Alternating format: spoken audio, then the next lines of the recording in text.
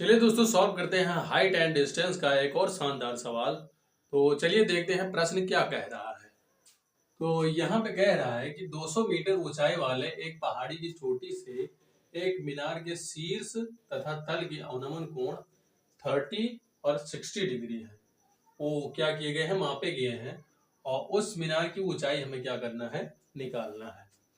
तो कोई पहाड़ी है और उसके सामने कोई चोटी है, मीनार है, और उससे कोई आदमी वहां से देखता है ऊपर से, तो उसका जो शीर्ष का अवनमन कोण है वो है 30 डिग्री और उसके आधार का अवनमन कोण है 60 डिग्री।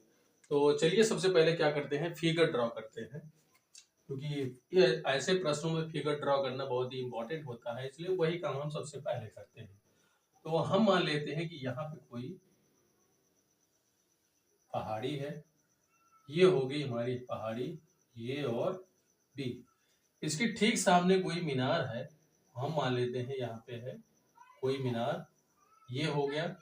अभी इसमें क्या कह रहा है कि यहाँ से इसके जो शीर्ष का अवनमन कोण है वो यहाँ से देखने पर ये, तो यहाँ से हम एक पैरेलल लाइन ड्रॉ करते हैं ये, तो इसका जो अवनमन कोण है वो क्या है, 30 डिग्री है, तो ये हो जाएगा 30। अगर हम यहाँ से भी एक पैरेलल लाइन ड्रॉ कर दे ये, तो ये मान भी हो जाएगा 30 डिग्री, क्योंकि ये दोनों लाइन पैरेलल है, तो ये हो जाएंगे एकांतर कोण, ये और एकांतर कोण, और एकांतर कोण आपस में बराबर होते हैं। उसके बाद में कह रहा है कि यहाँ से इसके आधार का जो अवनमन कोण है, इसके जो आधार का अवनमन कोण है वो है 60 डिग्री, यहाँ से यहाँ तक 60 डिग्री। इसके बाद में हम क्या करते हैं, यहाँ से अगर हम यहाँ से मिलाते हैं तो ये भी हो जाएगा 60 डिग्री, ये वाला। अब इसके बाद में क्या करते हैं, इसका कुछ नाम दे देते हैं, ये हो जाएगा ये बी, ये हो जाएगा सी, और ये हो जाएगा डी, और ये हो जाएगा ई। इसके बाद में कह रहा है कि जो पहाड़ी है उसकी ऊंचाई है 200 मीटर, तो यहां से इसकी ऊंचाई है 200 मीटर, ये हो गया 200 मीटर। हमें निकालना है मीनार की ऊंचाई, ये है हमारी मीनार, ये है हमारी मीनार, और ये है हमारी पहाड़ी। चलिए, तो इसके बाद में कह रहा है कि हमें मीनार की ऊंचाई निकालनी है, तो हमें यहाँ पे मीनार की ऊंचाई दी नहीं है, तो हमें क्या करना है, इसे मानना पड़ेगा। तो हम मान लेते हैं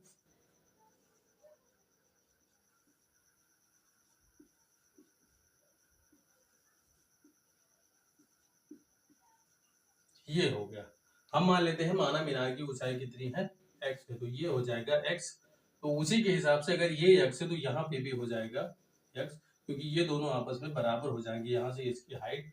अभी इसके बाद में देखते हैं तो इसकी ऊंचाई क्या होगी। अगर यहाँ से टोटल ऊंचाई है 200 मीटर, 200 मीटर, तो उसके बाद में क्या होता है, यहाँ से अगर ये x है, यहाँ से यहाँ तक, यहाँ से यहाँ तक ये x है, तो इसकी जो हाइट बचेगी वो हो जाएगी 200 माइनस एक्स। इसकी ये हाइट हो गई यहाँ से यहाँ तक, यहाँ से यहाँ तक इसकी हाइट हो गई 200 माइनस एक्स, ये इसकी हाइट हो जाएगी। चलिए, तो इसके बाद में और भी हमें ये ध्यान रखना है कि यहाँ पे जो भी BC का मान होगा वही DE का मान भी होगा। तो यहाँ पे हम बता देते हैं कि DE is equal to BC, ये भी आपस में क्या हो जाएगा, बराबर हो जाएगा। चलिए, तो अब आगे इसे क्या करते हैं, सॉल्व करते हैं। तो सबसे पहले हम ट्रायंगल लेते हैं, ट्रायंगल ADE। तो सबसे पहले यहाँ हम क्या कर देते हैं, ट्रायंगल ADE में, तो यहाँ पे ट्रायंगल हमें ये DE मिल जाएगा। तो यहाँ पे हमें दिया है, लंब दिया है और आधार दिया है, तो हम क्या करते हैं, यहाँ से tan ले लेते हैं।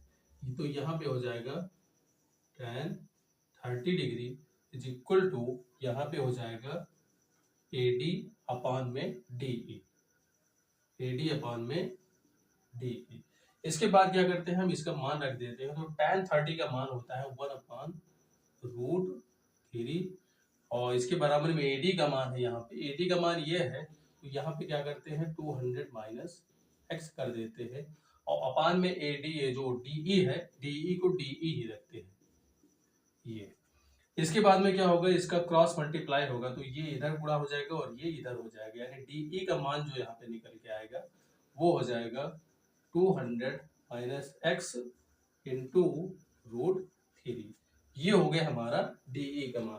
तो अभी आपको याद रखना है कि डी और बीसी दोनों आपस में बराबर है, तो आप इसे डी का मान कह ले या बीसी का मान कह ले, दोनों आपस में क्या है, बराबर है। इसके बाद में हम क्या करते हैं, दूसरा ट्रायंगल लेते हैं, ट्रायंगल ए बी सी। तो यहां से हम क्या करते हैं, ट्रायंगल लेते हैं ये बी सी। चलिए तो आगे देखते हैं, ट्रायंगल ए बी सी हमें लेना है। तो यहाँ से इसका मान भी कुछ होगा, ये हो जाएगा आधार, और ये इसकी पूरी ऊंचाई है 200 मीटर। तो हमें क्या करना है, tan ही यहाँ पे लेना है। यहाँ पे हो जाएगा tan 60 इज इक्वल टू, यहाँ पे इसका जो लंब होगा वो हो जाएगा ए बी अपान में बी सी। ये हो गया हमारा बी सी। इसके बाद में हम क्या करते हैं, यहाँ से देखते हैं कि tan 60 का जो मान होता है वो होता है √3 is equal to, A B का जो मान है वो है 200। इसके बाद में जो बीसी का मान है, बीसी का हमें पता नहीं है तो बीसी अभी यही रहने देते हैं। ऐसे बीसी का मान ये जो निकल के आया है अभी इसको रखना पड़ेगा। अभी क्रॉस मल्टीप्लाई होगा तो ये इसमें मल्टीप्लाई हो जाएगा √3, ये हो जाएगा बीसी √3 इज इक्वल टू 200। ये हो गया। अभी क्या करना है, बीसी का मान हमें यहाँ से रख देना है। तो चूंकि ये डीई और बीसी दोनों आपस में बराबर है, इसलिए यही डीई का मान भी होगा और यही बीसी का मान भी होगा। तो यहाँ पे क्या करते हैं, बीसी का मान है 200 माइनस एक्स, और यहाँ पे √3, और ये भी √3 है तो यहाँ पे मल्टीप्लाई होगा √3 इज इक्वल टू 200। इसके बाद में क्या करते हैं, ये जो 3 है ये √3 मल्टीप्लाई होगा तो ये हो जाएगा 200 माइनस एक्स, और ये हो जाएगा इंटू 3 इज इक्वल टू 200। इसके बाद में जो 3 है अंदर मल्टीप्लाई करेगा तो ये हो जाएगा 600 माइनस 3x। इसके बाद में ये हो जाएगा इज इक्वल टू 4, ये हो जाएगा 200 ही रहेगा। इसके बाद में क्या करना है, ये 3 को उस साइड में ले जाना है, 200 को इस साइड में लेके आना है। तो ये हो जाएगा 600 माइनस 200 माइनस 3x। इसके बाद में ये यहाँ से घट जाएगा तो ये हो जाएगा 400 इज इक्वल टू 3x। इसके बाद में ये 3 नीचे आ जाएगा, यहाँ पे हो जाएगा 4/3 इज इक्वल टू x। फिर इसको क्या करते हैं, 3 से इसे डिवाइड कर देते हैं तो ये हो जाएगा x इज इक्वल टू 400/3। तो इसे डिवाइड करेंगे तो इसका मान आ जाएगा x इज इक्वल टू, ये हो जाएगा 133/3। सही से लिख देते हैं 133/3 मीटर। ये हो गई मीनार की ऊंचाई। तो आपको क्या करना है, सबसे पहले यहाँ से इसे हल करना है, यहाँ से ये, इसके बाद में ये, फिर इसको करना है, यही हो जाएगा हमारे मीनार की ऊंचाई। आई होप दोस्तों आपके समझ में जरूर आया होगा।